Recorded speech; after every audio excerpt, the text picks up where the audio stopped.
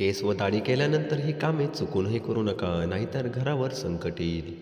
नमस्कार मित्रांनो, हिंदू धर्मशास्त्रात केस कापल्यानंतर आणि दाढी केल्यानंतर पुरुषांनी स्नान हे नक्की करावे. ज्या प्रकारे एखादी मासिक पाळी आलेली स्त्री पहिल्या 2 दिवस अशुद्ध असते, तसेच अगदी केस कापलेले पुरुष देखील दाढी व केस कापल्यानंतर अशुद्ध बनतो. म्हणून दाढी केल्यानंतर किंवा केस कापल्यानंतर आपण लगेचच बेलाच्या किंवा तुळशीच्या झाडाला स्पर्श करणे टाळायला हवे. अनेक पुरुषांना सवय असते की दाढी कटिंग केल्यानंतर ते थेट घरात येऊन खातात पितात. ही गोष्ट अत्यंत चुकीची आहे.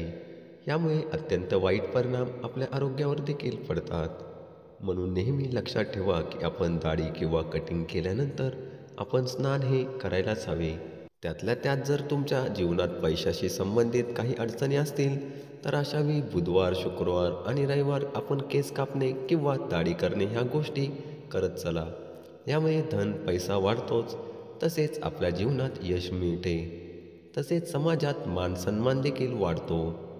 जर आपण सूर्यदेवाची उपासना करत असाल तर मात्र तुम्ही चुकूनही रविवारी केस कापू नयेत. तसेच दाढी देखील करणे टाळावे. त्यामुळे भक्तीची हानी होते. ज्यांना पुत्र आहे, ज्यांना मुलगा आहे, ते सर्व वडील लोकांनी सोमवारी केस किंवा दाढी करू नयेत. असे जर तुम्ही करत असाल तर तुमच्या पुत्राच्या प्रगतीमध्ये अडचणी निर्माण होतात. मंगळवारी जे लोक केस दाढी करतात त्यांचे आयुष्य कमी होते.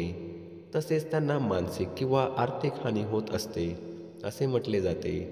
बुधवारचा दिवस हा अत्यंत शुभ असतो केस आणि दाढी करण्यासाठी. गुरुवारच्या दिवशी लोक जे दाढी केस करतात त्यांच्या आर्थिक स्थितीत हानी होते. ह्या ना त्या मार्गाने पैशाची हानी होते. शुक्रवारच्या दिवशी केस किंवा दाढी कापल्याने घरात सुख समृद्धी येते. शनिवारच्या दिवशी जे लोक केस कापतात त्यांना समाजात मानहानीचा प्रसंग उद्भवतो. त्यांना आरोग्यविषयक समस्या उद्भवू शकतात. थोडक्यात अडचणी येतात.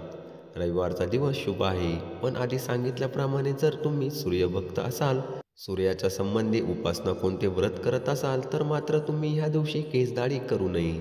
रात्रीच्या वेळी जर आपण केस कापत असाल किंवा दाढी करत असाल तर त्यावेळी मात्र आपल्याला धनहानी होण्याची शक्यता असते.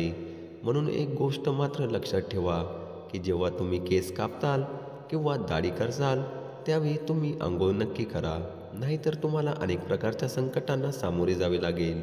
हे जे नियम पाळतात त्यांच्या जीवनात सुख समाधान येते, मात्र जे नियम पाळत नाही त्यांच्या जीवनात काही ना काही अडचणी निर्माण नक्की होतात.